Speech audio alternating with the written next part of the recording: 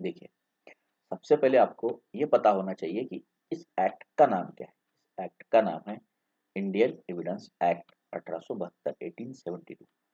तो Indian evidence act का क्या मतलब है कि आपकी जो कानूनी भाषाएं हैं या फिर आपका जो कानून है, उस कानून में एविडेंस का क्या मतलब है। एविडेंस मतलब आप किसी चीज को प्रूफ करना चाहते हो, ठीक है, कि आप आज क्लास में हाजिर है। इस बात का क्या प्रूफ है कि आपका नाम जो हमारा चैट बॉक्स है या फिर हमारा जो क्लास चल रहा है उसमें अटेंडेंस में हमें दिख रहा है कि ये पर्सन क्लास में प्रेजेंट है, ठीक है ना। तो ये हो गया आपका प्रेजेंसी का प्रूफ। तो हमको सबसे पहले समझना पड़ेगा कि इंडियन एविडेंस एक्ट क्यों आया, क्या उसकी वजह है। वजह यह है कि कोई भी चीज, कोई भी क्राइम, कोई भी ऐसी चीज जो बीती हुई होती है उसको किस आधार पर प्रूफ किया जाए।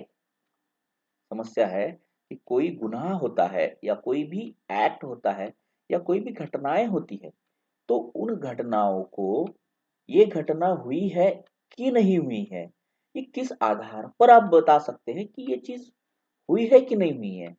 इसको बताने के लिए, इस चीज को डिस्कस करने के लिए इंडियन एविडेंस एक्ट लाया गया। मतलब कहने का मतलब यही है कि आपको ये प्रूफ करना है कि ये कैसे हुआ, ठीक है ना।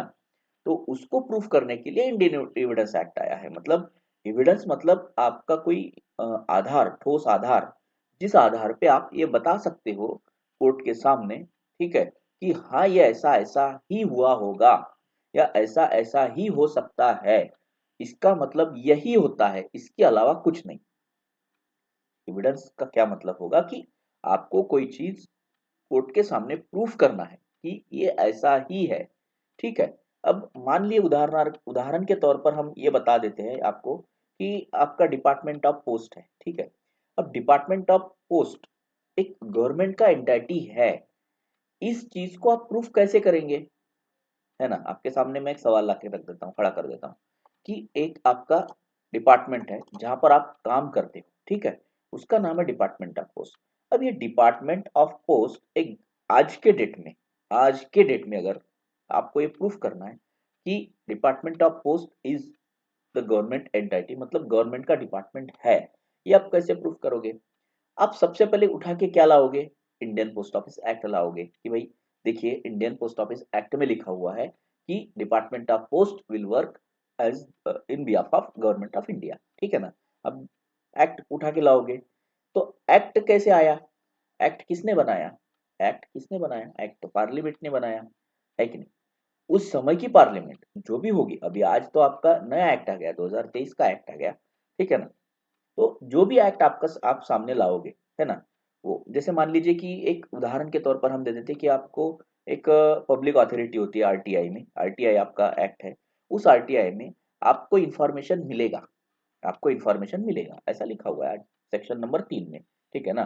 चैप्टर 2 का सेक्शन नंबर 3 क्या कहता है कि भाई आरटीआई के तहत आपको हर सरकारी कार्यालय से, हर पब्लिक ऑफिस से, पब्लिक ऑफिस मतलब जो भी कार्यालय किसी पब्लिक के लिए काम करता है, उस ऑफिस से आपको इंफॉर्मेशन मिलेगा ही मिलेगा। ये आपका अधिकार है, आपको प्राप्त होता है। क्या पता है किसी को आरटीआई किस सेक्शन, किस आर्टिकल के तहत बनाया हुआ गया है। आर्टिकल जो कॉन्स्टिट्यूशन ऑफ इंडिया, भारत का संविधान है, किस आर्टिकल के तहत आपका आरटीआई ड्राफ्ट किया गया है, इसका जवाब हम आपसे चाहेंगे। अगर किसी को पता है तो आप चैट बॉक्स में डालते जाइएगा। अगर नहीं पता है तो हम बाद में आखिरी में डिस्कस करेंगे, उसका जवाब हम आपको जरूर देंगे। नहीं तो आप बाद में ढूंढ के डालिएगा, ठीक है। तो इस बात का सवाल का जवाब ढूंढ के डालिए कि किस आर्टिकल के तहत, भारत के संविधान के किस आर्टिकल के तहत आरटीआई एक्ट का गठन हुआ या फिर आरटीआई एक्ट को लाया गया। तो हम कहना ये चाहते हैं आपसे कि देखिए भाई कि आरटीआई एक्ट जो है, एक मिनट, हे बाबा काय झालं राघू, अरे अरे अरे, अरे,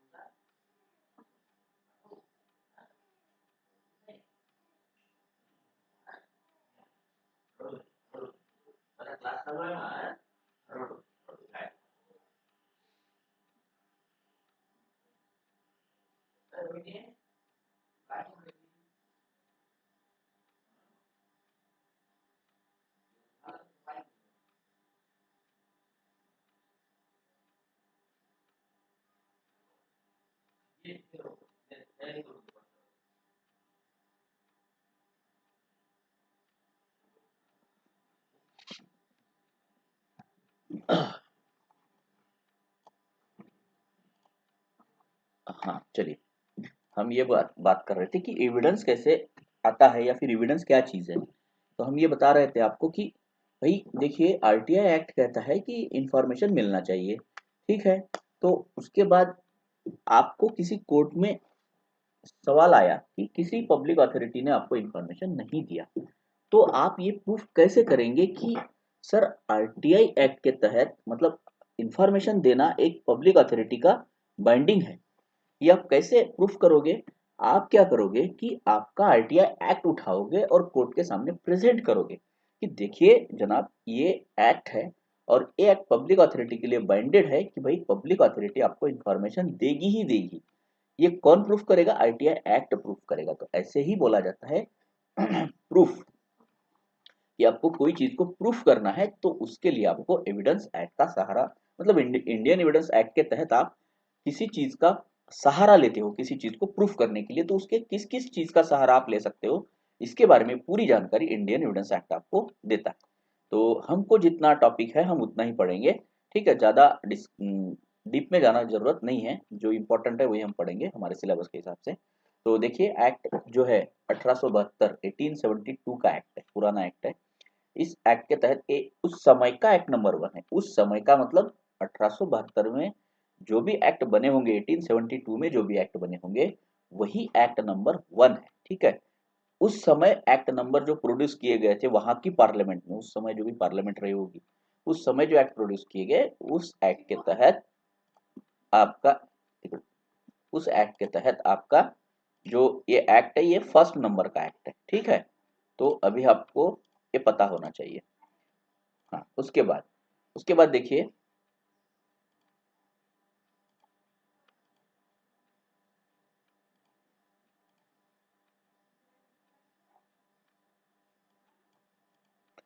उसके बाद देखिए, बाद में कहता है कि आपका एक्ट नंबर, ये जो एक्ट है ये 15 मार्च 1872 को इनेक्टेड होता है, ठीक है। ये लागू कब होता है? 1 सितंबर 1872 को, ठीक है।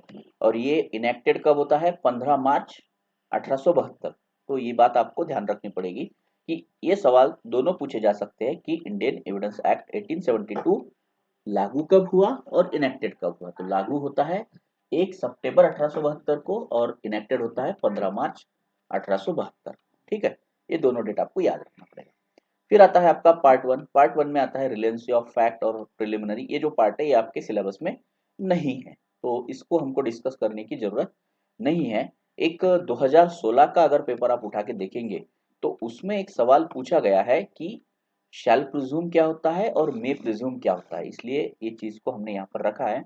तो अब एक बार छोटा सा पार्ट है, 1 मिनट का, तो हम ये जो प्रिलिमिनरी वाला पार्ट है, इसमें से सवाल तो आपके आने नहीं चाहिए क्योंकि ये सिलेबस का पार्ट ही नहीं है। 5 नंबर के सेक्शन से आपका पार्ट शुरू होता है। फिर भी क्या कर लेते हैं हम कि इसको एक बार डिस्कस कर लेते हैं, क्योंकि 2016 का पेपर मैंने जब देखा तो उसमें मुझे ये पता चला कि मे प्रिज्यूम और शाल प्रिज्यूम के बारे में कुछ सवालों को पूछा गया है। तो ऐसा तो पूछना नहीं चाहिए, अगर पूछेगा तो उस पर ऑब्जेक्शन उठेगा और वो ऑब्जेक्शन देके आपका क्वेश्चन कैंसिल भी होगा या हो सकता है। परंतु आपको पता होना चाहिए कि इस बात का जिक्र आगे आया है तो उसका क्या मतलब है। इसलिए हम थोड़ा सा सिर्फ एक बार पढ़ लेते हैं, कुछ ज्यादा डिस्कस नहीं करेंगे, जानेंगे नहीं, बस थोड़ा सा हम उसको गो थ्रू हो जाते हैं, ठीक है। तो ये कहता है it extend to whole of India. ये तो आप सबको पता है कि भारत में, पूरे भारत में ये एक्ट लागू होगा। And applies to all judicial proceedings in before any court, ठीक है। भारत में जितने भी कोर्ट है, सभी कोर्ट के सामने जुडिशियल प्रोसीडिंग्स जो भी होंगे, उन सारे जुडिशियल प्रोसीडिंग्स में ये एक्ट आपका लागू होगा, इंक्लूडिंग कोर्ट मार्शल्स। देखिए, इंक्लूडिंग कोर्ट मार्शल्स कहाँ होते हैं? कोर्ट मार्शल्स होते हैं आपके आर्मी में, नेवी में और इंडियन एयरफोर्स में। तो कोर्ट मार्शल उसके अलावा भी कहीं और ऐसे हो सकते हैं जो डिपार्टमेंट जहां पर कोर्ट मार्शल का प्रावधान हो सकता है। देखिए, जो भी आपके सिक्योरिटी से रिलेटेड डिपार्टमेंट है, वो सारे डिपार्टमेंट में कोर्ट मार्शल हो सकता है। कहाँ पर है कहाँ पर नहीं है तो ये तो हम भी नहीं जानते कि किस किस डिपार्टमेंट में है, लेकिन हमको इतना पता है कि आर्मी में कोर्ट मार्शल होता है, नेवी में होता है, एयरफोर्स में होता है। इसके अलावा भी कोई और डिपार्टमेंट हो गए जहाँ पर कोर्ट मार्शल का प्रावधान होता होगा शायद। जैसे डिपार्टमेंटल प्रोसीडिंग्स, हमारा डिपार्टमेंटल प्रोसीडिंग्स होता है ना, सीसीएस सीसीए, है ना। तो सीसीएस सीसीए में जो हमारे तरफ होता है वो उनके तरफ कोर्ट मार्शल में होता होगा। तो ऐसा ही कुछ है। तो यहाँ पर एक बात ध्यान रखने जैसी है कि आपको कि कोई भी देश में जितने भी जुडिशियल प्रोसीडिंग्स चलेंगे किसी भी कोर्ट के सामने, चाहे वो कोर्ट मार्शल ही क्यों ना हो, लेकिन यहाँ पर कुछ एक्सेप्शंस दिया है, other than court martial convened under the army act. देखिए, लेकिन अदर देन कौन सा, कि court martial convened in army act, ये है आपका। उसके बाद naval discipline act and Indian navy discipline act and the air force act. ये जो एक्ट है, इनको छोड़ के, अदर देन बोल दिया मतलब इनको छोड़ के, ठीक है, इनके ऊपर ये चीज लागू नहीं होगी, इनको छोड़ दीजिए। बट नॉट टू एफिडेविट्स, और एफिडेविट्स जो होता है, एफिडेविट्स आपके, उनके ऊपर ये एक्ट का बंधन नहीं है। Presented to the any court or officer nor the proceedings before at arbitrator. साथ में जो भी आपका आर्बिट्रेटर के सामने चलेगा प्रोसीडिंग्स, उसको भी आप छोड़ दीजिए। इन चीजों को छोड़ के बाकी सारी कोर्ट में जितना भी आपका ये चलेगा, प्रोसीडिंग्स चलेगा, जुडिशियल प्रोसीडिंग्स, वहां पर ये एक्ट लागू होगा। तो ये बात थोड़ी सी ध्यान में रखना है आपको। एक्चुअली यहाँ से सवाल आना नहीं चाहिए क्योंकि ये पार्टी आपके सिलेबस में नहीं है, फिर भी हम इसलिए देख रहे हैं कि चलो भाई यहाँ पर प्रिलिमिनरी होता है, या फिर एक दो सवाल मैंने 2016 के पेपर में देखे हैं यहाँ से, इसलिए मैंने ये आपको आपके सामने रखा है। नहीं तो इसका जरूरत नहीं है, इसको पढ़ने की जरूरत नहीं है, इसका कोई मतलब नहीं है, ठीक है। उसके बाद आता है commencement of act. It shall come into force from first day of, ये देखिए यहाँ पर लिखा है फर्स्ट डे ऑफ सितंबर। मैंने ऊपर बताया था ना कि 1 सितंबर 1872 1872 को ये लागू हुआ है। तो 1872 का फर्स्ट ऑफ सितंबर को एक्ट लागू होता है पूरे भारत में, ठीक है। उसके बाद आता है कि इंटरप्रिटेशन क्लॉज। इंटरप्रिटेशन का मतलब वही होता है जो डेफिनेशन का मतलब होता है ना।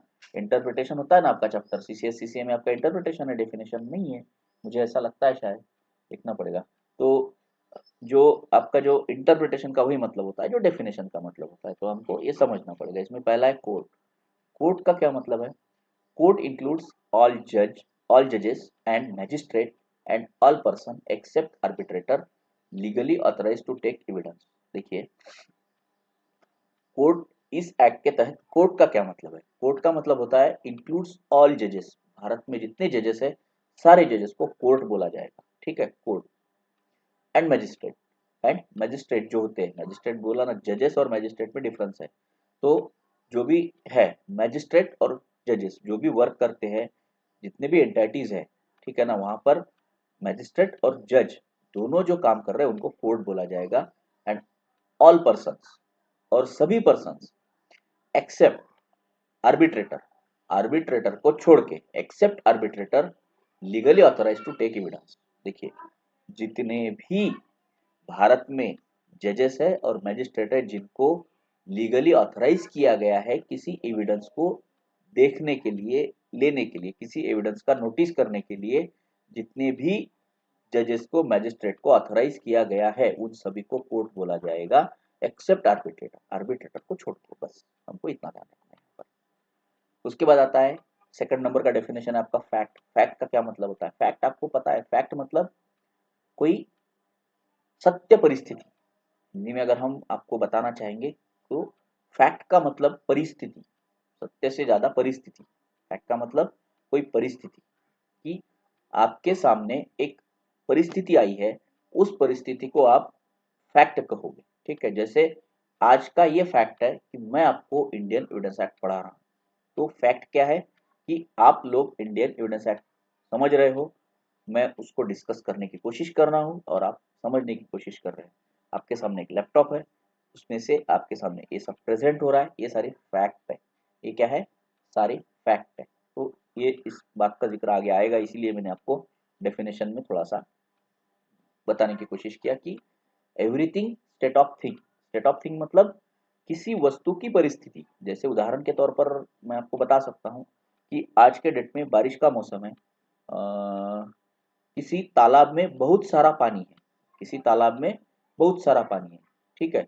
या फिर स्टेट ऑफ थिंग्स मतलब किसी वस्तु की परिस्थिति, जैसे उदाहरणार्थ कि आप उदाहरण के तौर पर समझ सकते हैं कि क्या बताऊँ आपको उदाहरण,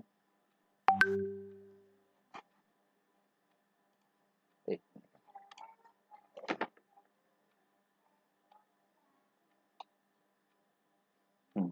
कहते हैं कि स्टेट ऑफ थिंग्स मतलब किसी वस्तु की परिस्थिति, जैसे बोले जाएंगे कि आपके सामने कोई वस्तु रखी है, ठीक है, एक कोई गर्म वस्तु रखी है, जैसे मान लीजिए एक ग्लास है, उसमें पानी भरा हुआ है और पानी की जो टेम्परेचर है वो 100 डिग्री सेल्सियस है।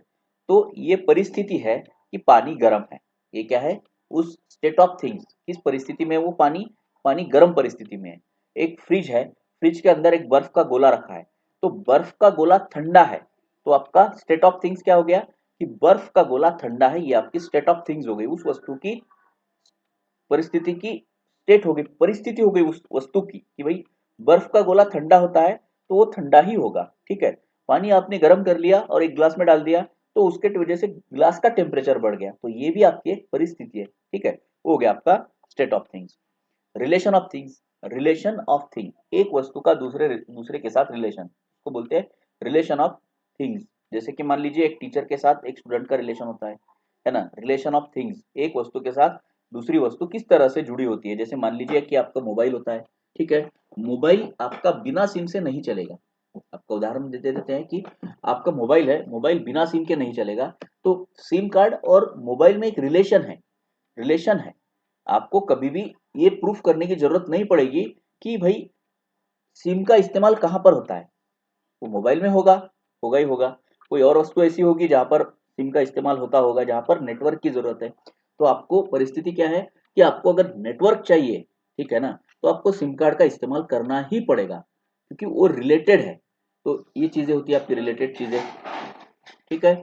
उसके बाद capable of things perceived by the sense, sense मतलब आपका सेंस, जैसे मान लीजिए आपने शक्कर खा ली तो आपको पता चलेगा कि शक्कर की जो गुड़ की जो टेस्ट होती है वो मीठी होती है। आपने नमक खा लिया तो आपको पता चलेगा कि नमक थोड़ा सा खट्टा होता है, होता है ना, नमक का जो टेस्ट है आपको पता है कैसा है। तो आपने इमली खा ली तो खट्टी हो जाएगी पूरी, आपकी जो जीवा है, जीभ है, वो पूरी खट्टी हो जाएगी। तो परस्यूड बाई सेंस, सेंस आपका बॉडी का सेंस, जैसे कहीं गंदगी फैली हुई है, बदबू फैली हुई है, तो आपके नाक नाक को पता चल जाएगा कि सेंस से अरे यहाँ पर बदबू है, तो ये होता है आपका सेंस। तो ये सारे फैक्ट होते हैं, ये क्या होते हैं, फैक्ट होते हैं, मतलब ये परिस्थितियां होती है, ये आपको सामने आगे जाके काम आएगा, इसलिए मैं आपको पहले से ही बता रहा हूँ कि इनको फैक्ट बोला जाता है। उसके बाद any mental condition of which any person is concise, तो एक कोई परिस्थिति, एक कोई व्यक्ति है, उसकी मानसिक स्थिति क्या है। आज के डेट में आपकी मानसिक स्थिति ये है कि आप आपकी परीक्षा के लिए तैयारी कर रहे हैं, तो आपकी परीक्षा जो है उसकी वजह से आपके मेंटल प्रेशर आ रहा होगा कि मेरा पढ़ना बाकी है। एक मिनट राघु, हड़ो बोलना भाई।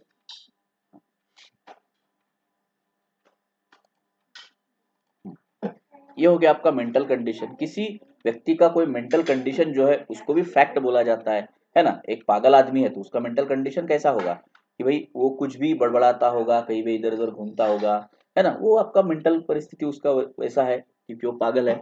और एक बहुत अच्छा जो पॉजिटिव आदमी होता है, जो सुबह उठकर हर रोज अपना दिनचर्या का शुरुआत करता है पॉजिटिव तरीके से, दिन भर हंसता खेलता रहता है, तो उसका मेंटल परिस्थिति है, उसकी मेंटल कंडीशन है। तो ये भी एक स्थिति है, परिस्थिति है, उसको भी फैक्ट बोला जाएगा क्योंकि जब एविडेंस सामने आएगा तो वो किस कंडीशन में आएगा, किस मेंटल कंडीशन में आएगा, ये भी बहुत इंपॉर्टेंट होता है। इसीलिए यहाँ पर बोल दिया कि फैक्ट कैसा होगा, मेंटल कंडीशन में होगा। उसके बाद बोलता है that there are certain object arrange. अब उदाहरण के तौर पर हम उदाहरण देते हैं आपको कि देखिए आप ऑफिस गए हैं और आपके ऑफिस में अचानक से कुछ टेबल एक लाइन में आपके सामने ऐसे लगा के रख दिए, ठीक है। कुछ टेबल एक लाइन में लगा के रख दिए और आप ऑफिस गए, आपको पता चला अरे ये तो कुछ टेबल लाइन में लगाए हुए हैं, ठीक है। तो लाइन में एक टेबल आपने देखे कि बहुत सारे टेबल एक जैसे एक दूसरे के पीछे लगे हैं, तो उसका कुछ कारण हुआ होगा। शायद जब आप पता नहीं था, आप ऑफिस जा रहे थे, लेकिन आपके ऑफिस में जाने के बाद आपको पता चला कि अरे ऑफिस में आज तो कार्यक्रम है, प्रोग्राम है। उस प्रोग्राम के लिए कुछ टेबल्स को एक साथ एक लाइन में खड़ा कर दिया है। ये बात आपको कब पता चली? कि जब आप वो चीज को देखेंगे। तो कोई चीज ऐसे तरीके से अरेंज की गई होगी कि वो चीज को होना चाहिए वहां पर। इस तरीके से अगर ऑर्डर में किसी चीज को आपके सामने रखा गया है तो वो चीज आपकी फैक्ट हो जाएगी, वो चीज फैक्ट हो जाएगी, ठीक है ना। आप घर से निकल रहे, आपको पता ही नहीं कि आपके ऑफिस में क्या है, ठीक है। अब आपके ऑफिस में एक प्रोग्राम रखा है, आपको पता ही नहीं है, और बाहर एक बड़ा सा मंडप डाला हुआ है, माइक लगा हुआ है, एक वस्तुओं को चेयर को एक के एक पीछे लगा के रखा है, एक स्टेज बना के रखा है। आप घर से निकले, आपको पता ही नहीं, ऑफिस जाने के बाद पता चल रहा है अरे यार यहाँ तो प्रोग्राम है। तो वहां पर प्रोग्राम है, इसके लिए वो चीज बना के रखी है, क्योंकि वो ऐसा अरेंज किया गया है। तो ये भी आपका एक फैक्ट है, ये आप जान लीजिए। उसके बाद कहता है that man heard saw something. देखिए ये भी फैक्ट है कि मैं आज आपको कुछ सुना रहा हूं। क्या सुना रहा हूं? Indian evidence act.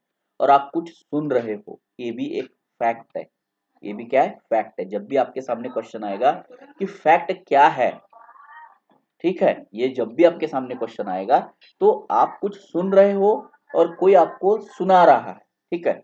A man heard, किसी ने कुछ सुना या आपने कुछ देखा, ठीक है। आप गाड़ी पर चल रहे थे, ऑफिस से चल रहे थे, आपने एक एक्सीडेंट देख लिया। एक आदमी गाड़ी चला रहा था और उसने उसका कुछ बैलेंस बिगड़ गया या फिर कुछ हो गया और वो गिर गया, ठीक है, और उसको चोट आई। तो आपने देखा, सिंपल बात क्या है, आपने देखा। या फिर एक कोई झगड़ा हो रहा है किसी दो आदमियों का, आपके पड़ोसियों का, और वो दोनों एक दूसरे को कुछ बात बतिया रहे हैं, जैसे कि आप ऐसा हो वैसा हो, ये हो फलाना हो, तो वो आप सुन रहे हैं। तो आप प्राइमरी व्यक्ति हो जिसको आप सुन रहे हो, ठीक है। तो आप फैक्ट है। आप क्या है? फैक्ट है कि आप जो सुने हो वो चीज फैक्ट है।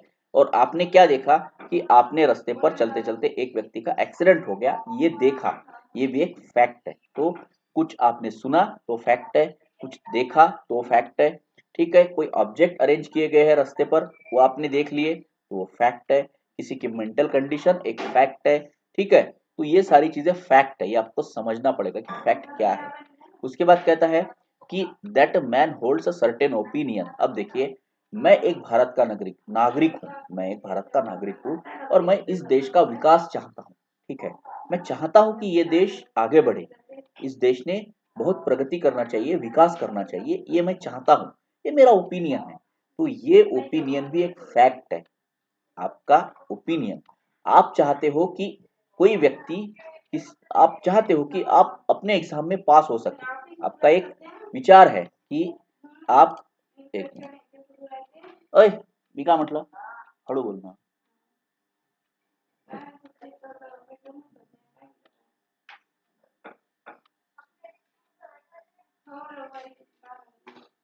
हड़ू बोल दो, हाँ। उसके बाद कहता है कि आप कोई सुन, ठीक है, मैंने सुनने के बाद बारे में बता दिया आपको। उसके बाद कहता है कि कोई man holds the certain opinion. जैसे आप एक ओपिनियन रखते हो कि आप अपने देश के बारे में या फिर किसी व्यक्ति के बारे में कुछ भी ओपिनियन रखते हो, तो वो भी एक फैक्ट होगा, ठीक है। ये भी सामने आएगा, आपके काम आएगा। उसके बाद सर्टेन इंटेंशन, आपका इंटेंशन क्या है, ठीक है ना। आपका इंटेंशन देखिए, अलग अलग आदमियों का अलग अलग इंटेंशन हो सकता है। आपका आईपी बनने का इंटेंशन क्या है हमको नहीं पता, ठीक है। किसी का इंटेंशन होगा कि भाई जो अपना डिपार्टमेंट है उस डिपार्टमेंट को हमें आगे लेके जाना है, उसमें जो कुछ भी आपके डिपार्टमेंट में काम होते हैं उसको अच्छी तरीके से करना है, ये आपका इंटेंशन होगा, ठीक है। ये आपका हो गया इंटेंशन। वो भी एक फैक्ट है कि आप किस इंटेंशन के साथ एग्जाम को जा रहे हो। आपको आईपी तो बनना है, सबका इंटेंशन आईपी बनना है, लेकिन सबका एम जो है वो आईपी बनना है, लेकिन इंटेंशन सेम नहीं है। हर आदमी का इंटेंशन अलग अलग है। कोई चाहता है कि मेरा सैलरी बढ़ जाए, ये भी किसी का इंटेंशन हो सकता है, हाँ हो सकता है। क्या दिक्कत है? क्योंकि आप अभी जो कैडर में काम कर रहे हैं उससे उठकर बढ़ के बड़े वाले कैडर में जाओगे तो आपका सैलरी 100% बढ़ेगा। उसका इंटेंशन है कि उसको ज्यादा पैसा चाहिए। आपका इंटेंशन ये भी हो सकता है कि डिपार्टमेंट में जो अभी काम चल रहा है उस काम से आप संतुष्ट नहीं है, आपको और अच्छे तरीके से काम करना है, आप आईपी बन के और अच्छे से काम कर सकते हो। तो वो भी आपका इंटेंशन होगा कि अरे नहीं भाई मुझे ऐसे करना है वैसे करना है, वो भी आपका इंटेंशन हो गया, ये भी एक फैक्ट है। ठीक है। Act in good faith, good faith का मतलब होता है कि जो काम सही तरीके से कायदे और कानूनों के साथ किया गया हो। ये मैंने पहले भी बताया आपको, गुड फेथ का मतलब अलग निकालते हैं लोग। एक्चुअल गुड फेथ का मतलब है कि आप जो सही नियमों के साथ सही जैसे करना चाहिए वैसे कर रहे हो तो गुड फेथ में होगा। तो गुड फेथ में किया हुआ एक्ट है, या फ्रॉडलेंटली, देखिए गुड फेथ के अगेंस्ट आपको फ्रॉडलेंटली वर्ड दे दिया, या फिर कोई आप फ्रॉडलेंटली करते हो, किसी अकाउंट में पैसे नहीं निकालने चाहिए आप उसमें से पैसे निकाल रहे हो, ये फ्रॉडलेंटली है, तो ये भी एक फैक्ट है। Use the particular word in a particular sense, आप किसी पर्टिकुलर सेंस को एक्सप्रेस करने के लिए किसी शब्द का यूज करते हो, वो भी एक फैक्ट है। और is was a specified time occasion of a particular sensation is a fact. ठीक है। That a man has a certain reputation is a fact, ये भी एक फैक्ट है। आपका एसएसपी सर्टेन रेपुटेशन होल्ड करता है, ये भी एक फैक्ट है। आप किसी रेपुटेशन को होल्ड करते हैं, ये भी एक फैक्ट है। तो फैक्ट के बारे में जानने के लिए बहुत कुछ है, हम आगे देखेंगे। तो ये सारा फैक्ट है, आपको इसमें से जब भी कभी सवाल आएगा कि फैक्ट क्या है, तो ये सारे क्या है आपके फैक्ट है, ये बात ध्यान रखिए। ठीक है, उसके बाद आगे देखते हैं। एक बार जान लेते हैं कि आपको कोई समस्या तो नहीं है। हम आपको एकदम धीरे से बताने की कोशिश कर रहे हैं, चाहे एक या दो क्लास लगेगी कोई दिक्कत नहीं है, ठीक है ना। लेकिन हमको ये सेटिस्फाई होना चाहिए कि हम जो बता रहे हैं आपको समझ आना चाहिए, क्योंकि ये एक्ट ऐसे ही है। इस एक्ट को जितना आप समझोगे उतने आपके सवालों के जवाब सही होंगे। आप रट के जाओगे, सवालों के जवाबों को नहीं दे पाओगे। समझ के जाओगे तो ही सवालों के जवाब सही से दिया जाएगा। ठीक है, तो ये हम पहले ही बता रहे हैं, ये रटने वाला मामला नहीं है। रटना आपको सिर्फ सेक्शन नंबर है, आपको समझना है कि किस चीज को क्या कहते हैं। तो कोई समस्या तो नहीं है, आगे बढ़े, आगे बढ़े कि नहीं, कि सिर के ऊपर से जा रहा है सब। मेरी आवाज तो क्लियर है ना। ओके, ठीक है। हाँ, जब भी आपको लगे कि आपके सिर के ऊपर से जा रहा है, सर नहीं समझ रहा है, आप कुछ सही से नहीं बता रहे, तो आप चैट में डाल दीजिएगा, ठीक है, उसके ऊपर एक्शन होगा। अगर आपको लगता है कि आपको नहीं समझ आ रहा है तो आप बताइए, हम क्लियर बोल रहे हैं, क्योंकि इंडियन एविडेंस एक्ट को समझने पर ही आपके सवालों के जवाब सही होंगे। अगर आप नहीं समझ के जाओगे, सिर्फ पढ़ के और रट के जाओगे, तो मुश्किल है, आपके जवाब सही होना मुश्किल है। आप समझ के जाइए। उसके बाद कहता है कि ought under the circumstances of particular cases to act upon a supposition to does not exist. ठीक है, आगे बोलता है कि एक और डेफिनेशन आता है, नॉट प्रूव्ड। नॉट प्रूव्ड का मतलब होता है a fact is said not be proved when it is neither proved not disproved. अब क्या बोलता है, देखिए, कोई एक्ट किसी भी कोर्ट के सामने अगर प्रूव नहीं होता है, नाइदर प्रूव्ड नॉट डिस्प्रूव्ड, देखिए, जब जब कोई कोई चीज आप कोर्ट के सामने ना प्रूव होती है ना डिस्प्रूव होती है, ठीक है ना, आपको ये समझ के चलना है कि कोई चीज कोर्ट के सामने ना प्रूव हो सकी ना डिस्प्रूव हो सकी। एक चोर ने चोरी किया, उसके ऊपर आरोप है कि भाई एक चोर ने चोरी किया। अब समस्या ये है कि वो चोर उस समय वहां पर था ही नहीं, वो चोर कहीं और पे था, है ना। आपका आरोप है एक चोर ने चोरी किया, और आरोप सिद्ध करने के लिए आप कुछ एविडेंस लेके आए सामने, ये जो कुछ भी है आप बता रहे कोर्ट को कि सर जी इन्होंने क्या किया, कि गुनाह किया, चोरी किया, ऐसा आप समझा रहे हैं कोर्ट में। लेकिन समस्या ये हो रही है कि इस बात से ये भी प्रूफ नहीं हो रहा है कि उस आदमी ने चोरी किया, और ये भी प्रूफ नहीं हो रहा है कि वो आदमी वहां पर था। दोनों बातें ना, वो तो यूएसए में था जब वो चोरी हुआ, वो भारत में नहीं था, वो तो यूएसए में था। अब जब वो यूएसए में था तो वो यहाँ भारत में चोरी कैसे कर सकता है, ये आप, ये एक सवाल है। और दूसरा एक सवाल है कि भाई वो भले ही यूएसए में था लेकिन उसने चोरी करवाया है, तो आप ये प्रूफ कर रहे हैं कि सर चोरी का मतलब उसने ही चोरी किया। तो ये चीज ना प्रूव हुई ना नॉट प्रूव हुई, कि भाई चोरी किया इसी ने किया, ये प्रूव ही नहीं हुआ, और इसने चोरी नहीं किया ये भी प्रूफ नहीं हुआ, तो ये माना जाएगा कि वो नॉट प्रूव्ड है, वो प्रूव नहीं है। ये आपको ध्यान रखना पड़ेगा। उसके बाद आता है इंडिया। इंडिया का बहुत सारी जगह पे अलग अलग डेफिनेशन आया है। India means the territory Indian Indian excluding the state of Jammu and Kashmir, है ना। तो ये इंडिया का डेफिनेशन अलग अलग जगह पे अलग अलग आया है, तो आप इसको थोड़ा सा और भी एक्ट में देख लीजिएगा। ये आईटी एक्ट जो है 2000 का, इसमें भी बहुत सारी चीजों को डिफाइन किया गया है कि भाई सर्टिफाइंग अथॉरिटी क्या है, ये आप वहां पर पढ़ेंगे, ठीक है। यहाँ पर हम डिस्कस नहीं करेंगे। इस सेक्शन में अगर घुस जाए तो 1 घंटा यहीं पे चला जाएगा, तो यहाँ पर मैं नहीं घुसूंगा, ठीक है। आगे आएंगे। मे प्रिज्यूम, शाल प्रिज्यूम और कंक्लूसिव प्रूफ, इन तीनों बातों को एक बार ध्यान से सुन लो, फिर आगे चलेंगे। मे प्रिज्यूम कहता है whenever it is proved by this act that the court may presume a fact, it may either regard such a fact as proved unless and until it is disproved or may call for proof। बहुत अच्छी बात यहाँ पर कही है। मे presume का क्या मतलब होता है कि आपको कोई चीज प्रिज्यूम करनी है। मे प्रिज्यूम मतलब आपको ये कोई चीज मानना है कि वो चीज ऐसी ही हुई होगी, ये आपको मानना है। कब तक, समस्या है कब तक। कोई चीज देखो, कोर्ट में या तो कोई चीज प्रूव होगी या तो डिस्प्रूव होगी, है ना। तो आपको वो चीज प्रूव हुई कि नहीं हुई ये मानना है कब तक, कब तक, unless and until it is disproved, जब तक कि कोई चीज आप प्रूफ करना चाहते हो और मतलब डिस्प्रूव करना चाहते हो, आप ये बताना चाहते हो कि ए नाम के आदमी ने बी को नहीं मारा, ये आप प्रूफ करना चाहते हो। तो जब तक आप ये डिस्प्रूव नहीं कर देते कि भाई नहीं ए आदमी ने बी को नहीं मारा, ठीक है, ये आप ये फैक्ट को आप डिस्प्रूव कर नहीं देते कि भाई नहीं ये जो था वहां पर नहीं था, वो कहीं और था, वो खेलने गया था, बाहर गया था और बी को किसी और ने मार के चला गया, ए का बी के साथ कोई संबंध नहीं है, ठीक है ना। ये चीज ये जो चीज आप कोर्ट में प्रूफ करना चाहते हो, ये चीज आप जब तक कि प्रूव नहीं कर देते हो, मतलब आप जब तक अनटिल इट इज डिस्प्रूव, जब कोई चीज डिस्प्रूव नहीं हो जाती, मतलब कोई चीज ऐसी नहीं है, ऐसा प्रूव नहीं हो जाता, मतलब कोई चीज डिस्प्रूव नहीं हो जाती, तब तक ये माना जाएगा कि वो ऐसी ही हुई है। Unless it is provided by this act that the court may presume, court क्या करेगा, प्रिज्यूम करेगा, कोर्ट ऐसा ही प्रिज्यूम करेगा कि हाँ भाई ए ने ही बी को मारा, जब तक ये सिद्ध ना हो जाए कि भाई ए वहां पर था ही नहीं। जब तक ये सिद्ध ना हो जाए कि ए ने बी को नहीं मारा, तब तक हम यही मानेंगे कि ए ने बी को मारा, बस यही आपका इसका मतलब है। मे प्रिज्यूम का मतलब है कि court may presume a fact, it may either regard such a fact as prove, वो एज प्रूव्ड मानेगा, कोर्ट क्या मानेगा कि भाई एनी कोर्ट में प्रिज्यूम, ये यही माना जाएगा कि ऐसा हुआ है, जब तक कि ऐसा नहीं हुआ है ये प्रूव नहीं हो जाता, बस ये इसका कहने का मतलब है, ठीक है। ये हो गया मे प्रिज्यूम।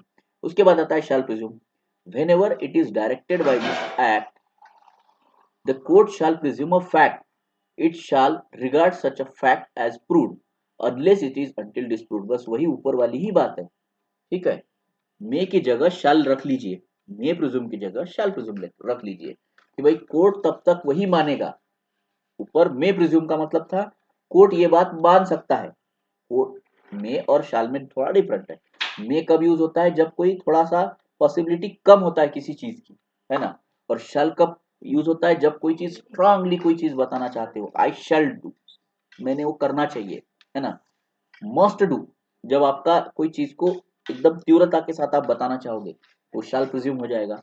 और किसी चीज का तीव्रता उतना नहीं होता है तो मे का यूज किया जाता है। तो जो सेंटेंस मैंने बताया उसमें मे की जगह शाल डाल दीजिए कि जब तक कि whenever it is directed by this act and court shall presume, court ने ये प्रिज्यूम करना चाहिए, it shall regard such a fact of proved, कि ये फैक्ट प्रूव्ड है, अनलेस इट इज डिस्प्रूव, जब तक कि वो डिस्प्रूव नहीं हो जाती तब तक कोर्ट ने ये मानना चाहिए कि भाई ये सही है।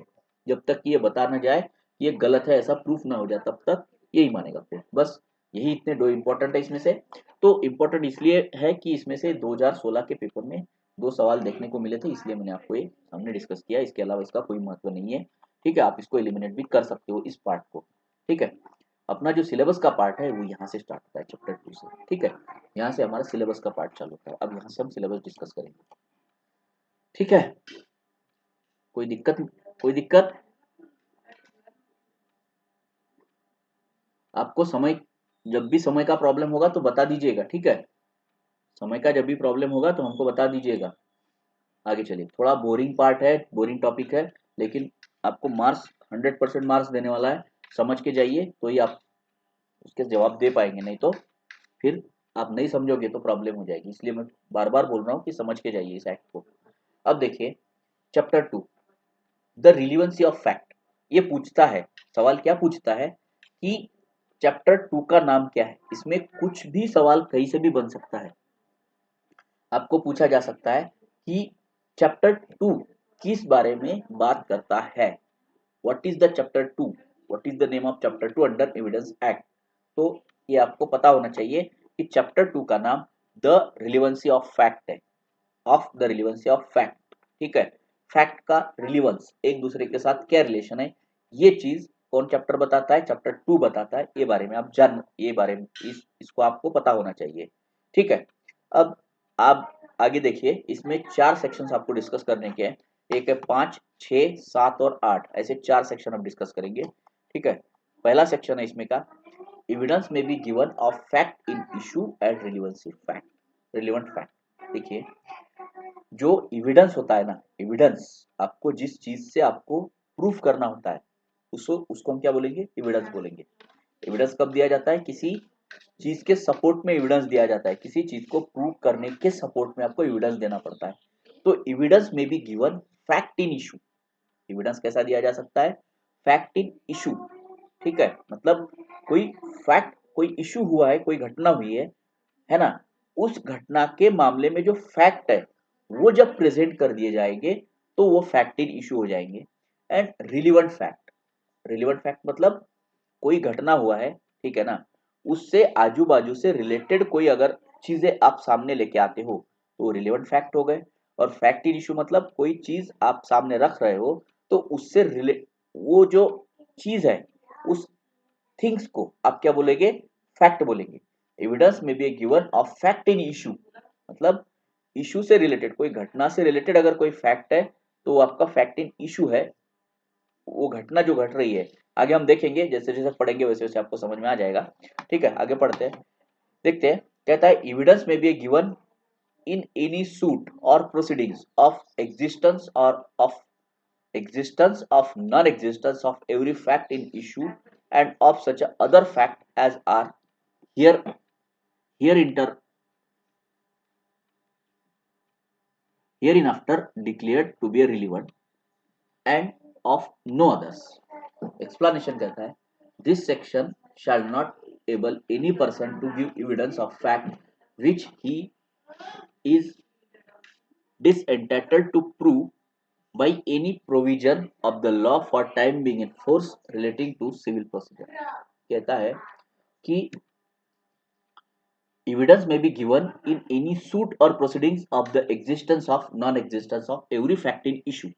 तो ये कहना चाहता है कि जो एविडेंस जो आपके सामने, मतलब आप जो एविडेंस दोगे, वो एविडेंस फैक्ट इन इशू मतलब वो एग्जिस्ट है या एग्जिस्ट नहीं है, इससे रिलेटेड होगा, ठीक है ना। गिवन इन सूट, किसी भी सूट में, ठीक है ना, कोई भी सूट है, कोई भी प्रोसीडिंग्स है, उसमें अगर कोई एविडेंस दिया जा रहा है तो existence of non existence of every fact in issue, मतलब कहना चाहता है कि कोई इशू मतलब कोई केस, कोई घटना, जैसे हम उदाहरण में समझेंगे, उदाहरण जो दिया है ना वो अच्छे से समझ में आएगा, तो उसके भरोसे हम समझ सकते हैं कि देखिए कोई घटना हुआ है, उस घटना में कोई फैक्ट है। फैक्ट मैंने आपको पहले डिस्कस करते समय समझाया कि फैक्ट क्या क्या हो सकता है। कोई घटना घटी, उसको किसी ने देखा, वो फैक्ट है। कोई किसी ने बोला, उसको किसी ने सुना, वो फैक्ट है, ठीक है। आपके सामने कोई वस्तु की थिंग्स रख दी गई किसी अरेंजमेंट में, वो आपका फैक्ट है। या फिर किसी वस्तु की स्टेट ऑफ थिंग्स, कोई वस्तु गर्म है, कोई वस्तु ठंडी है, कोई वस्तु पतली है, कोई वस्तु जाड़ी है, कोई वस्तु भारी है, कोई वस्तु हल्की है, ये आपके फैक्ट है। ये क्या है? फैक्ट है। और उस घटना के अंदर जो जो चीजें आपको फैक्ट के तौर पर मिली, उसका एग्जिस्टेंस और नॉन एग्जिस्टेंस आप सामने रख रहे हो, उसके बारे में कहता है कि एविडेंस आपको कैसे दिया जा सकता है कि evidence may be given in any proceedings existence of non existence of every fact in issue, मतलब कोई घटना घटा और उस घटना में कोई फैक्ट ऐसा है, वो था या नहीं था, वो था या नहीं था, इस बारे में अगर कुछ चीज बताते हैं, उसके एग्जिस्टेंस और नॉन एग्जिस्टेंस के बारे में आप क्या कर सकते हो? एविडेंस प्रोड्यूस कर सकते हो। ये इसका कहने का मतलब है। आगे बताता है कि such other fact are in after declared to be relevant and of no others, ठीक है। नो नो नो अदर्स बोलता है कि कोई अदर चीजें भी है वो रिलेवेंट है तो उसको भी प्रोड्यूस किया जा सकता है। उदाहरण के तौर पर हम बताते हैं, देखिए कहता है, इलुस्ट्रेशन देखिए, इलुस्ट्रेशन में जब आप समझोगे तभी आपको पता चलेगा कि कहना क्या चाहता है।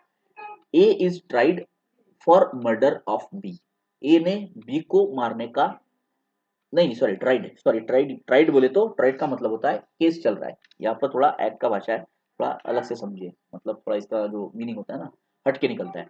ये कहता है कि A is tried for murder of B, A के ऊपर एक ट्रायल चल रहा है। ट्राइड मतलब ट्रायल, केस कोर्ट का प्रोसीडिंग्स चल रहा है। प्रोसीडिंग्स क्या है कि A is tried for the murder of B, A ने बी का मर्डर किया, ऐसा एक केस कोर्ट के सामने चल रहा है। Bye beating him with club with the intention of causing his death.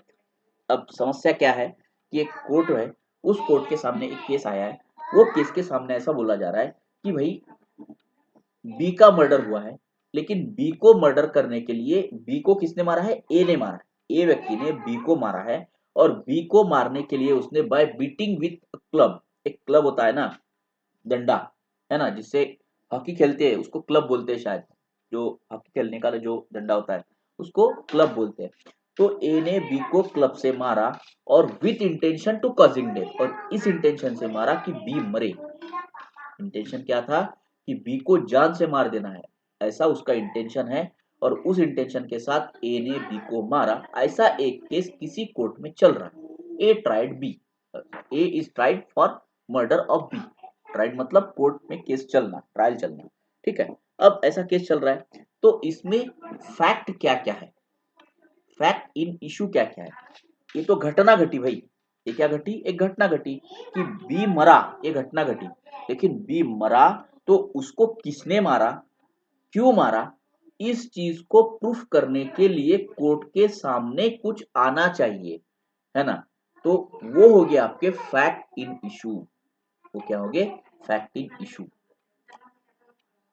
बड़ी पेचीदी चीज, नो सर कुछ इशू है क्या, ये बड़ी पेचीदा चीज है समझने के लिए। मैं जो भाषा को बता रहा हूं उसको आपको ध्यान देकर सुनना पड़ेगा। आगे चलना है, सिर के ऊपर से जा रहा है, कुछ चैट में बताइए। मैं इसको इतने धीरे से इसलिए समझा रहा हूँ कि चाहे एक या दो क्लास लग जाए कोई फर्क नहीं पड़ेगा, लेकिन ये समझ के जाओगे तो ही मजा आएगा, नहीं तो कोई मजा नहीं आएगा क्वेश्चन को सॉल्व करने में। अरे भाई कोई रिप्लाई नहीं है, एकदम से ऐसे एकदम मतलब सुन से पड़ गए। हाँ ओके, मैं तो ठीक है प्रोसीड करेंगे, लेकिन समझ में आ रहा है कि नहीं आ रहा है इतना बताइए।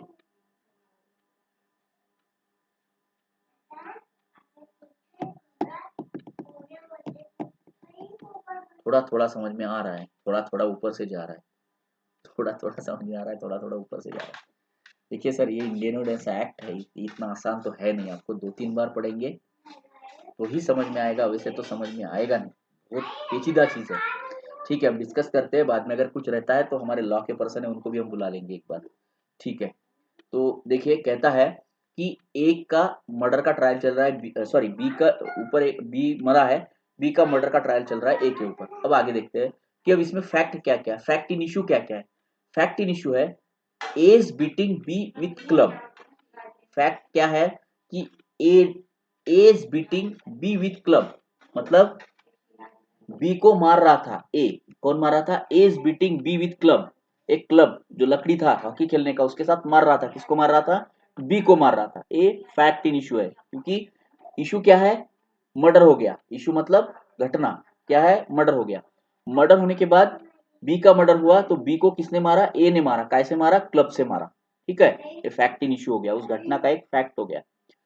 ए is causing B's death by such a beating, B मरा, कैसे मरा, ए ने मारा इसलिए बी मरा, ये भी एक फैक्ट इन इशू है, उस घटना का एक पार्ट है। क्या पार्ट है कि बी मरा, ये पार्ट है, एक फैक्ट है, फैक्ट इन इशू है। बी को मारने से बी मरा, क्योंकि ए ने बी को मारा, क्लब से मारा, उसकी वजह से बी मरा, ये भी एक फैक्ट इन इशू है। ए इंटेंशन टू कॉज बीज डेथ, और ये भी एक फैक्ट इन इशू है कि बी को मारने का उसको इंटेंशन था, इसलिए ए ने बी को मारा। एज इंटेंशन टू कॉज बीज डेथ, बी को मारने के लिए, बी मरना चाहिए ऐसा इंटेंशन था ए का, इसीलिए ए ने बी को मारा, ठीक है। ये तीनों चीजें आपकी फैक्ट इन इशू है। ये उदाहरण के तौर पर यहाँ पे समझाई जा रही है। ये उदाहरण है आपका पहला सेंटेंस से रिलेटेड कि भाई evidence may B a given of existence of non existence of every fact in issue. Fact in issue का जो उदाहरण है ये उदाहरण है, ठीक है। ये है आपका पहला उदाहरण। हाँ, अब दूसरा उदाहरण देखते हैं। दूसरा क्या कहता है, एक्सप्लेनेशन दिया है और ये कहता है this section shall not enable any person to give evidence of fact which he is disentitled to prove by any provisions of the law for time being in force relating of code procedure civil procedure। तो ये कहता है कि civil procedure का जो law है by the provision of the law, ये कहता है कि एक कोई व्यक्ति है, उस व्यक्ति को इनेबल नहीं किया जाएगा। सेक्शन, ये जो सेक्शन है इस एक्ट का, ये section shall not enable to any person, किसी ऐसे व्यक्ति को इनेबल नहीं करेगा किस चीज के लिए, एविडेंस देने के लिए कोर्ट में।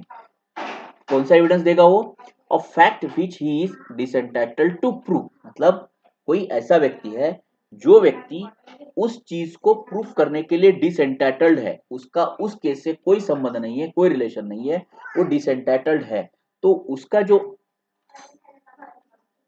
एविडेंस है, उसका एविडेंस ये एक्ट उसे नहीं देने देगा। वो डिसएंटाइटल है उसको प्रूफ करने के लिए, मतलब वो चीज वो प्रूफ नहीं कर सकता है, तो ऐसी चीज को सामने नहीं लाने दिया जाएगा इस एक्ट के तहत। तो इनका कहना क्या है, ये उदाहरण के तौर पर हम समझ लेते हैं। जो दूसरा उदाहरण है वो एक्सप्लेनेशन से रिलेटेड है, यहाँ से वो देख लीजिए, उससे आपको समझ में आएगा। A shooter does not bring with him. अब ए क्या है, एक शूटर है, शूटर मतलब एक उसने क्या किया, एक सूट दाखिल किया। कहां पर दाखिल किया, कोर्ट में दाखिल किया।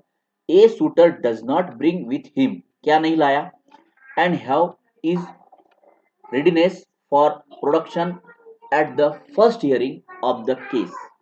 पहला जब हियरिंग होगा कोर्ट में, उसने कुछ वस्तु है जो उसने कोर्ट में नहीं लाया। क्या वस्तु है, a bond on which he relies. एक कोई बॉन्ड था, एक कोई बॉन्ड था, उस बॉन्ड के ऊपर उसको भरोसा था कि कोई चीज उससे प्रूव हो जाए। उसको कुछ ऐसा एक बॉन्ड रहा होगा उसके पास। आगे पढ़ते आगे बताता है वो क्या था। तो this section does not enable him to prove, ये सेक्शन उसको इस चीज को इनेबल नहीं करेगा, उसको prove produce. This section does not enable him to produce, ये सेक्शन उसको प्रोड्यूस करने के लिए इनेबल नहीं करेगा द बॉन्ड और prove its content of the subsequent stages of the proceedings otherwise than in accordance with the conditions prescribed by this code of civil procedure. ये कहता है कि एक कोई केस है, मान लीजिए वो केस में एक व्यक्ति है, उस व्यक्ति के किसी के अगेंस्ट में कोई एक बॉन्ड एग्जीक्यूट किया था कि भाई इस बॉन्ड के तहत उसको कुछ पैसा मिलना बाकी है, ऐसा एक बॉन्ड था। और वो प्राइमरी एविडेंस था। प्राइमरी एविडेंस हम आगे पढ़ेंगे, प्राइमरी एविडेंस सेकेंडरी एविडेंस क्या है, ये बहुत आगे है, ये आगे आगे बहुत आएगा तो वो बताएंगे हम। एक प्राइमरी एविडेंस था कि भाई एक व्यक्ति ने एक बॉन्ड एग्जीक्यूट किया था और बॉन्ड के ऊपर लिखा था कि फला फला ए नंबर का आदमी बी नंबर के आदमी को 1 लाख रुपए देगा, वो एक बॉन्ड है, और उसने पैसा नहीं दिया। ये फैक्ट है। फैक्ट क्या है कि भाई उसने पैसा नहीं दिया। अब ये फैक्ट को जब कोर्ट के सामने लाया जाएगा तो कोर्ट पूछेगा कि भाई आपको किस बात के भरोसे ये कह रहे हैं कि इस आदमी ने आपको पैसा नहीं दिया। तो ये कह रहा है कि जो उसका पहला बेस है, बेस तो बॉन्ड है, बॉन्ड के ही आधार पर वो केस को सामने ले जा रहा है। अगर बॉन्ड नहीं रहा तो केस ही नहीं रहा, सिंपल सा बात है। तो यहाँ पर ये कहने की कोशिश करता है कि उस आदमी को बॉन्ड प्रोड्यूस कब करना था, जब पहला हियरिंग हो रहा था, पहली बार जब जज ने कोर्ट में बुलाया दोनों पार्टियों को, तो सामने रखना था कि ये बॉन्ड है और ये बॉन्ड ये बताता है कि इस आदमी को मैंने पैसे दिया था, उसने मुझे नहीं लौटाया और वो मुझे पैसे नहीं लौटा रहा, ऐसा सामने केस आ गया। तो ये बॉन्ड कब प्रोड्यूस किया जाएगा, केस के पहले हियरिंग में। और ये कोड क्या कहता है, एक सेक्शन क्या कहता है कि शूटर ने जब कोई बॉन्ड जो बॉन्ड है वो प्रोड्यूस किया नहीं eight the first hearing, shooter does not bring with him, उसने वो बॉन्ड अपने साथ में नहीं लाया जिसके भरोसे वो केस उसको प्रूफ करना चाहता था, this section does not enable him produce. अब ये सेक्शन उसको बाद में उसको प्रोड्यूस करने का परमिशन नहीं देता है। अदरवाइज दैन, अब अदरवाइज दैन भी बोलता है कि otherwise than in the accordance with the condition prescribed by the code of civil procedure. अब उस बॉन्ड को बाद में हियरिंग जो होगी उसमें अगर कोई प्रोड्यूस करने का प्रावधान दिया होगा, वहां पर कहां पर, सीपीसी में, कोड ऑफ सिविल प्रोसीजर में अगर कोई प्रावधान दिया होगा तो उस प्रावधान के तहत वो करेगा भी, मतलब उसको छोड़ के, otherwise than code of civil procedure में अगर ऐसा कोई प्रावधान दिया होगा कि भाई इसने जो बॉन्ड लाना था पहला हियरिंग में वो नहीं लाया तो बाद में कर सकता है, ऐसा अगर वहां पे लिखा होगा तो वो बात अलग है, उसको हम यहाँ नहीं मानेंगे, उसको हम यहाँ नहीं मानेंगे, वो उस कोड के तहत चलेगा, उसको छोड़ दीजिए, उसको बाजू में रखिए कि सीपीसी में जो लिखा है उसको थोड़ा सा बाजू में रखते हैं। इस कोड के तहत अगर कोई बंदे ने कोई सूट दाखिल किया था बॉन्ड के भरोसे और वो बॉन्ड ये कहता है कि वो किसी ने पैसा दिया नहीं लिया जो भी कुछ व्यवहार किया होगा, ये अगर वो कहता है तो वो बॉन्ड शूटर को पहली हियरिंग में प्रोड्यूस करना था, उसने नहीं किया, तो इस कोड के तहत बाद में उसको ये प्रोड्यूस करने की इजाजत नहीं देता है, ये इसका कहने का मतलब है। और छोड़ के अदरवाइज दैन, अगर सीपीसी में प्रावधान है वो बाजू में रखे, वो बाद में देखेंगे, अभी फिलहाल इसका ये कहना है। ये था आपका section number 5, evidence may be given in fact in issue relevant fact, ये कहता है।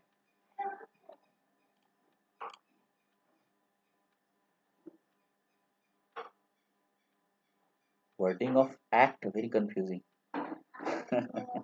सर वो तो समझ के ऊपर है, देखिए जितना हम बता सकते हैं हमने तो बताया, अब इसके ऊपर तो नहीं बता सकते सर, जो मैंने बताया शायद आपने किसी से सुना होगा पता नहीं, या फिर आपने भी पढ़ा होगा तो उसका मतलब क्या निकला हमको नहीं पता, लेकिन जो निकलता है उस हिसाब से मतलब वो मैंने समझाया।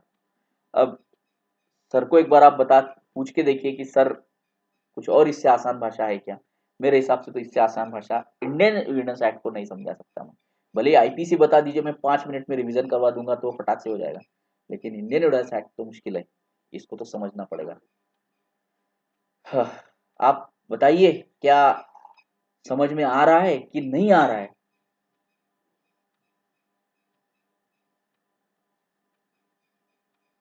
मैं आपके कमेंट्स का वेट कर रहा हूँ कि मैं जो बताने की कोशिश कर रहा हूँ वो क्या समझ में आ रहा है कि नहीं आ रहा है। देखिए ये एक्ट 4 ही सेक्शन कठिन है इसमें, इसके आगे के सेक्शन बहुत इजी है, इसके आगे के सेक्शन बहुत इजी है, मतलब अभी अभी हम क्या पढ़ेंगे, अभी पढ़ेंगे हम सेक्शन नंबर 6 कहता है कि relevancy of fact farming part of sect, बहुत इजी सेक्शन है, देखिए 6 7 8 बहुत इजी है, एकदम इजी है, 5 मिनट में आपको समझ में आ जाएगा।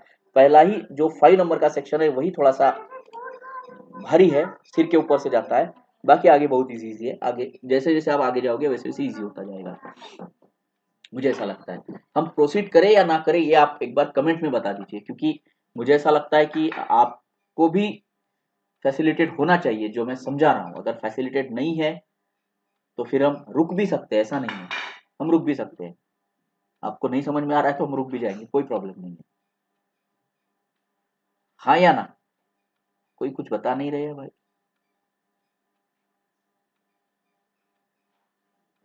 ओके आगे चले ना, ठीक आगे चलते, इसका बहुत आगे आगे बहुत इजी है, इतना कठिन नहीं है जो आपको अभी तक लगा उतना कठिन नहीं है, बहुत इजी है, एक दो बार पढ़ेंगे तो वो भी क्लियर हो जाएगा।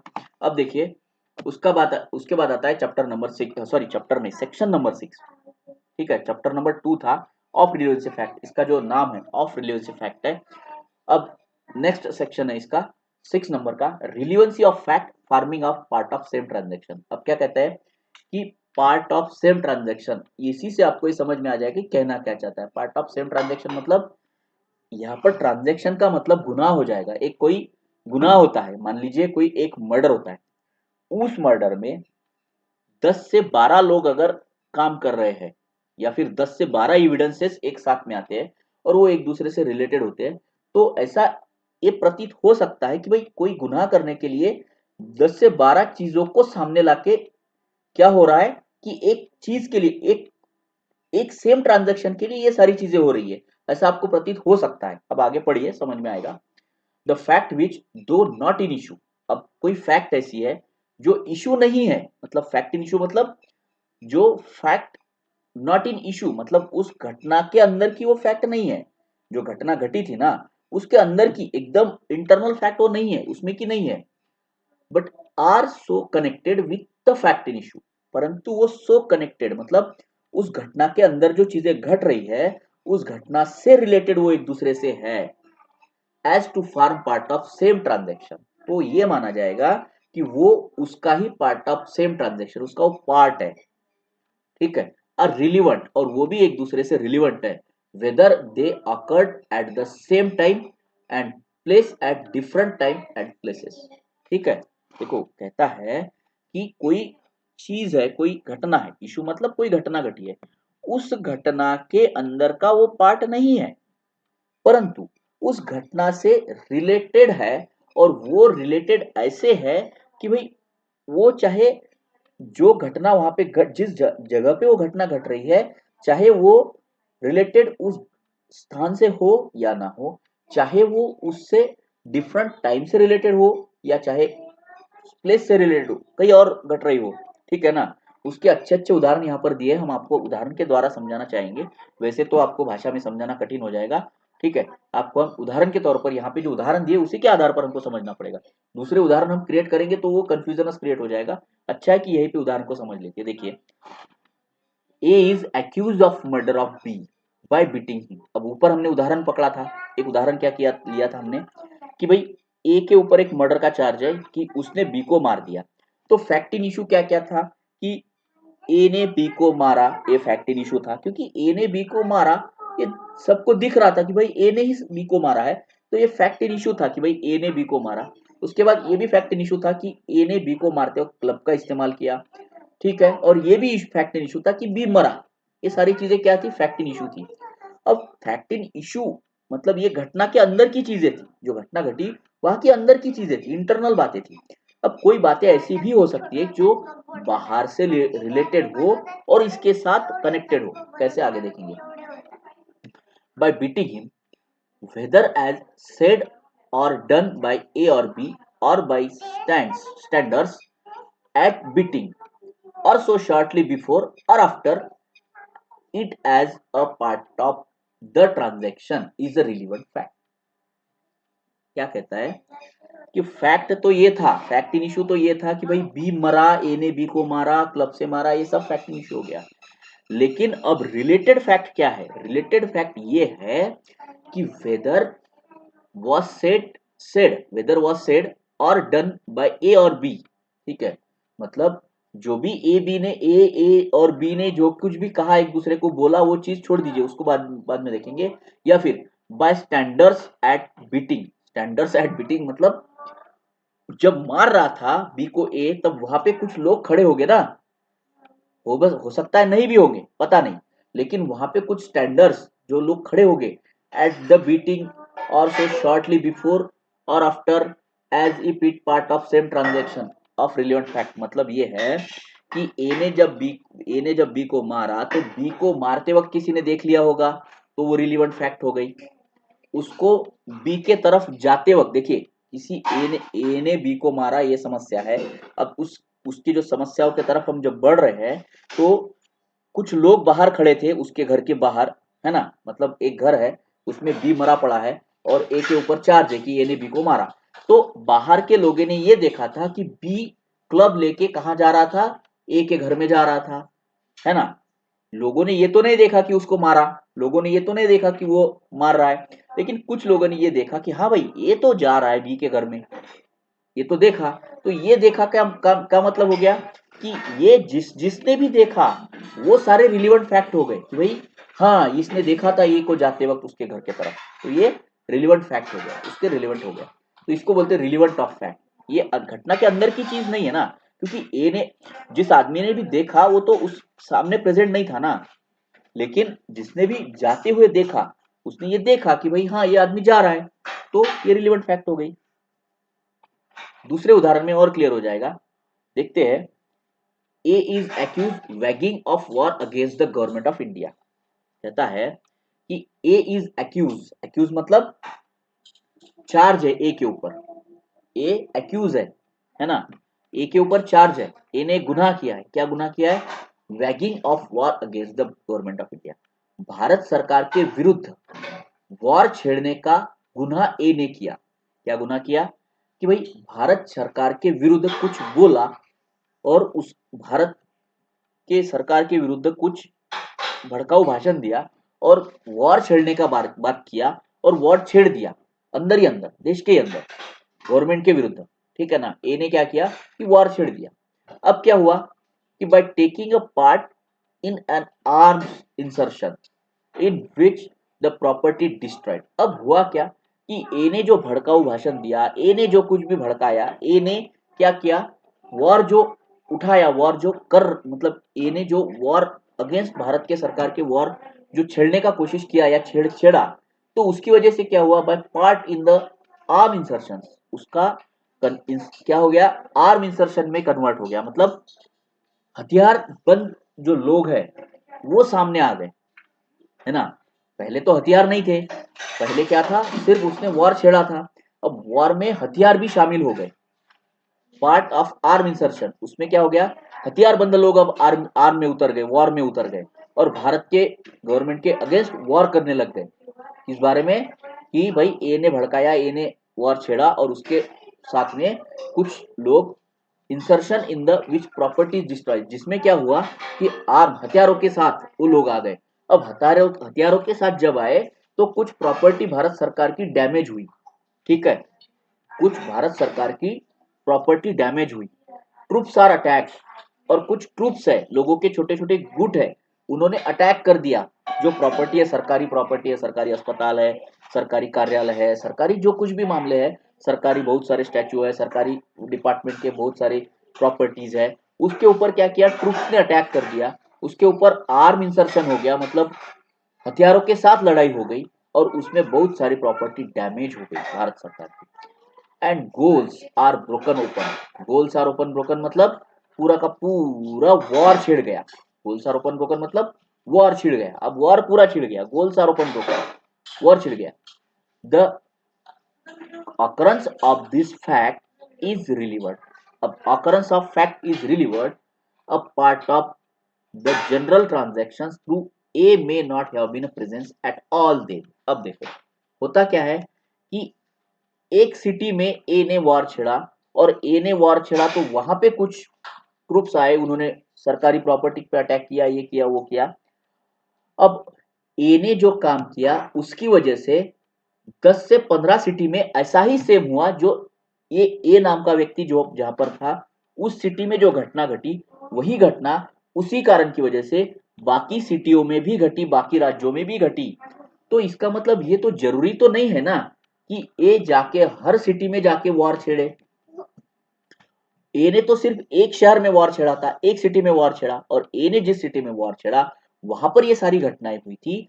इसका जो प्रभाव पड़ा वो बाकी सिटी में हुआ, बाकी राज्यों में प्रभाव पड़ा, और उसकी वजह से भी कुछ ट्रूप्स ने अटैक किया, कुछ लोगों ने आर्म इंसर्शन किया, गोल ओपन फायर ओपन कर दिया और प्रॉपर्टी को डैमेज कर दिया, देश की प्रॉपर्टी को हार्म पहुंचाया, डिस्ट्रॉय किया। तो हर जगह पे तो ए नाम का आदमी प्रेजेंट नहीं होगा ना, वो तो एक ही जगह पे था, लेकिन उसकी वजह से सारे काम हुए। तो इसका मतलब ये हुआ कि ये सारे काम एक ही इंटेंशन से हुए। यही मतलब है कि relevancy of fact forming of part of same transaction, मतलब ट्रांजेक्शन एक ही हुआ। क्या हुआ, वैगिंग ऑफ वॉर, किसके अगेंस्ट में, गवर्नमेंट ऑफ इंडिया के अगेंस्ट में। वॉर अलग अलग राज्यों में छिड़ा, वॉर अलग अलग सिटियों में छिड़ा, घटनाएं अलग अलग चीजों पे हुई। ए तो एक ही शहर में था लेकिन घटनाएं तो अलग अलग शहर में हुई। तो उसके लिए क्या जरूरी है वो आदमी हर जगह पे प्रेजेंट होना, जरूरी नहीं है। उसने जो एक जगह पे छेड़ा उसके प्रभाव से, उसके परिणाम से बाकी चीजें हुई, घटनाएं हुई, उसकी वजह से वो आदमी उसी लिए जिम्मेदार होगा, इसलिए कि उसने जो वॉर छेड़ा उसके लिए वो आदमी जिम्मेदार होगा। और ये पार्ट ऑफ सेम ट्रांजेक्शन माना जाएगा कि भाई ए ने वॉर छेड़ा था, इसकी वजह से जो एक सिटी में हुआ वही 10 राज्यों के 10 सिटी में हुआ, और वो पार्ट ऑफ सेम ट्रांजेक्शन है, वो एक ही पार्ट का पार्ट है, एक ही चीज का पार्ट है, एक ही घटना का पार्ट है। ये कहता है पार्ट ऑफ सेम ट्रांजेक्शन। कुछ समझ में आया?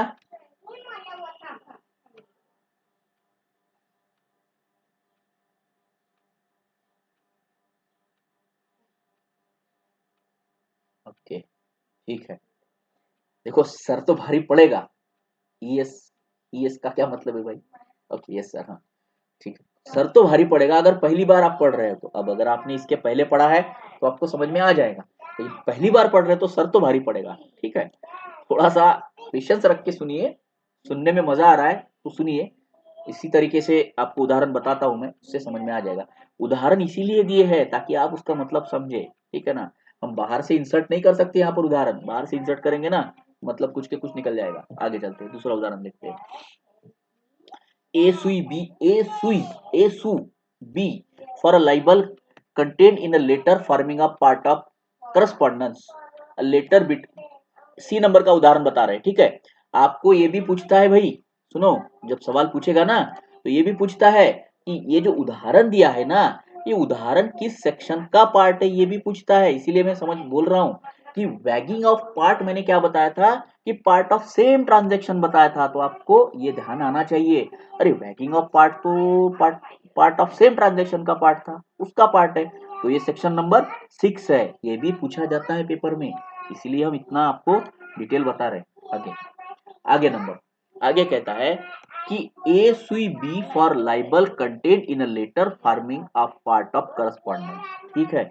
अब क्या हुआ, ए ने बी को कोर्ट में खींचा, सू मतलब कोर्ट में खींचना, ए ने बी को कोर्ट में खींचा for libel contained in letter, एक लेटर है, अब लेटर है, पत्र है, forming part of correspondence letter, मतलब मान लीजिए कि बी ने कोई लेटर भेजा होगा ए को, हमको नहीं पता, बी ने एक लेटर भेज दिया और उसमें कुछ ऐसी भाषा का इस्तेमाल किया जिस भाषा का इस्तेमाल नहीं करना चाहिए, ठीक है, ऐसी भाषा का इस्तेमाल बी ने किया। अब बी ने जो लेटर भेजा ए को, तो उसमें कुछ गलत सलत भाषा का इस्तेमाल किया होगा, हमको नहीं पता यार, वो उनका दोनों का मैटर है, छोड़ दीजिए। तो ए ने क्या किया, बी को कोर्ट में खींच लिया कि भाई आप मेरे अगेंस्ट में या मेरे फैमिली के अगेंस्ट में ऐसी भाषा का इस्तेमाल आप कैसे कर सकते हो, ये बात उसको खटक गई। तो ए ने क्या किया, बी को कोर्ट में खींच लिया, ठीक है। अब letter between the parties relating to the object of which the libel arose and forming a part of correspondence in each, it contain a relevant fact though they do not contain libel itself। ये कहता है, इसका मतलब ये है कि ए ने B के ऊपर केस दायर किया और केस ऐसा था कि बी ने ए को कोई लेटर लिखा था, उस लेटर में कोई ऐसी भाषा का इस्तेमाल किया था जो कुछ गलत सलत हो सकती है, हमको नहीं पता, बस उदाहरण दिया कि ऐसा कुछ हुआ है, ठीक है। अब हुआ ये कि ए और बी कोर्ट में गए, कोर्ट में जाने के बाद क्या हुआ, letter between the parties relating to subject out of which libel arose. अब ये जो सब्जेक्ट के ऊपर, जिस सब्जेक्ट के ऊपर इनका प्रॉब्लम क्रिएट हुआ, लाइबल एरोज मतलब लाइबिलिटी एरोज हुई। लाइबिलिटी क्या एरोज हुई भाई, कि बी ने कुछ गलत सलत लिखा, ये लाइबिलिटी एरोज हो गई, जिसमें ए के ऊपर कुछ अलग गलत सलत लिख दिया, तो बी जिम्मेदार पकड़ा जा रहा है कि आपने गलत सलत लिखा है, तो ये इशू क्रिएट हुआ, ये प्रॉब्लम क्रिएट हुआ, ये गया कोर्ट में। अब कोर्ट में जाने के बाद जब कोर्ट में मामला सामने जाएगा, तो and forming a part of correspondence in which it is contained are relevant fact though they are not contained itself। मतलब ये कहता है कि इसके पहले जो भी बी ने ए को लेटर लिखे थे, वो सारे लेटर इस एक्ट के पार्ट ऑफ सेम ट्रांजेक्शन रहेंगे। क्या हुआ कि बी ने ए को 100 लेटर लिखे, 100 में से 99 लेटर में ऐसा कुछ नहीं था जिसके ऊपर कोई ऑब्जेक्शन लिया जाए, तो तब तक कोई प्रॉब्लम नहीं था, क्योंकि बी ए को लेटर लिखता जा रहा था कि भाई एक लेटर लिखा, 2 लिखा, 3 लिखा, 4 लिखा, 6 लिखा, 10 लिखा, मान लीजिए 100 लेटर लिख दिया, 100 लेटर में 99 लेटर में ऐसा कोई बात नहीं था जो प्रॉब्लमेटिक हो सकती हो, जिसके ऊपर ए को आक्षेप हो, जिसमें ऊपर ए को प्रॉब्लम क्रिएट हो, ऐसा कोई बात नहीं था, तो 99 लेटर में कोई प्रॉब्लम नहीं था। लेकिन 100वां लेटर जब बी ने लिखा, तो 100वें लेटर में कुछ ऐसी गलत सलत बात लिख दी जो ए को खटक गई, इसकी वजह से ए ने बी को कोर्ट में खींच लिया कि भाई आप ये मेरे अगेंस्ट में कैसे लिख सकते हो। जब ये ऐसा हुआ, तो बी ने जितने भी लेटर लिखे होंगे इसको, ए को, वो सारे पार्ट ऑफ सेम ट्रांजेक्शन है, बस यही ये कहना चाहता है। मतलब वो सीरीज होगी, वो क्या होगी, सीरीज होगी लेटर की, कि बी ने ए को जितने लेटर लिखे वो सारे एक दूसरे से रिलेटेड हो गए, पार्ट ऑफ सेम ट्रांजेक्शन हो गए, यही कहना चाहता है, ठीक है। ये कौन कह रहा है, ये उदाहरण कह रहा है। अब एक आखिरी उदाहरण इसमें का वो भी देख लेते हैं, फिर आपकी राय जानते हैं। The question is whether certain goods order from B were delivered to A. अब एक क्या हुआ, एक स्विगी का आदमी है, स्विगी का बंदा है, ठीक है, ये उदाहरण अच्छा दे दिया, उस समय तो स्विगी नहीं था, फिर भी उन्होंने कैसे लिखा पता नहीं।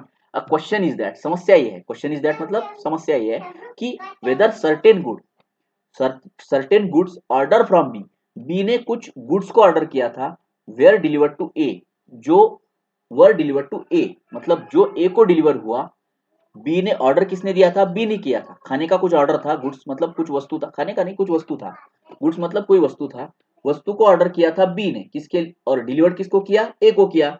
अब वो जो आदमी था जो डिलीवर करने वाला था, फ्लिपकार्ट कार्ट जो भी आदमी होगा, उसने क्या किया कि बी ने ऑर्डर किया हुआ वस्तु को ए को दे दिया, और goods were delivered to the several intermediate person successfully, each delivery is relevant fact. अब उसने क्या किया, देखो उदाहरण है, बी ने ऑर्डर किया था, ए को दे दिया, ए ने ऑर्डर किया था, सी को दे दिया, सी ने ऑर्डर किया था, डी को दे दिया, डी ने ऑर्डर किया था, ई को दे दिया, ई ने ऑर्डर किया था, एफ को दे दिया। मतलब वो क्या कर रहा बंदा, डिलीवरी बॉय, वो एक एक की वस्तु दूसरे को दे रहा है, दूसरे की वस्तु तीसरे को दे रहा है, तीसरे की वस्तु चौथे को दे रहा है।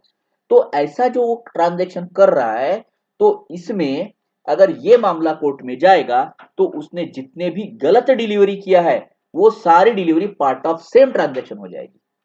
जितने भी गलत डिलीवरी किया, बी का ऑर्डर था, बी को देना था, उसने ए को दे दिया। अब इसके बाद में उसने ए का ऑर्डर किसको दिया होगा पता नहीं, क्योंकि ए को तो बी का दिया, तो ए का किसको ना किसको दिया होगा।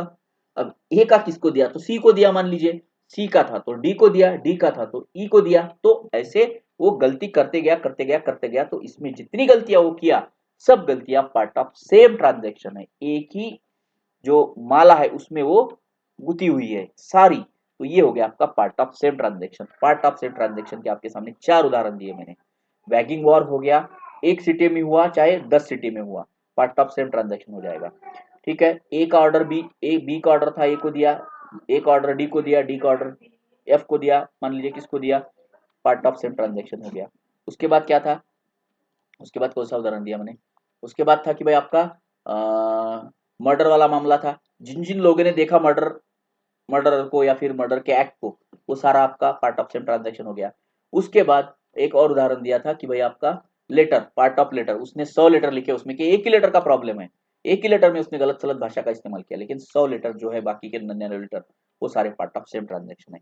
ये कहता है सेक्शन 6 कि अगर कोई ऐसी चीज है, कोई ऐसी फैक्ट है जो उस फैक्ट इन इशू तो नहीं है, मतलब उस फैक्ट के अंदर की बात तो नहीं है, लेकिन उससे कई कनेक्टेड रिलेटेड है, तो वो पार्ट ऑफ सेम ट्रांजेक्शन होगा, ऐसा माना जाएगा। ये कहता है सेक्शन नंबर 6। 5 और 6 दो सेक्शन हुए, इसमें आपको कुछ समस्या है क्या बताइए। मेरे हिसाब से तो मैंने जो बताया वो सफिशियंट होना चाहिए आपको समझने में, जब अगर आप उसको एक बार और पढ़ेंगे तो। अब आप बताइए हमको कि क्या आपको कोई समस्या है।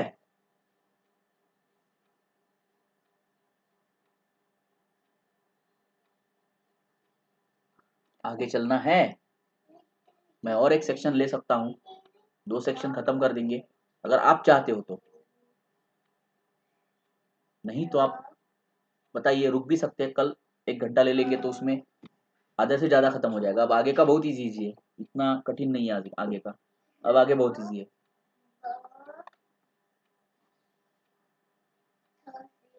ऐसे हैंग से लग रहे हैं सब लोग, कुछ लोग छोड़ के भी जा रहे हैं। रुकना है कि आगे चलाना है, कोई प्रतिक्रिया नहीं है, ऐसे लग रहा है सब हैंग हो गए।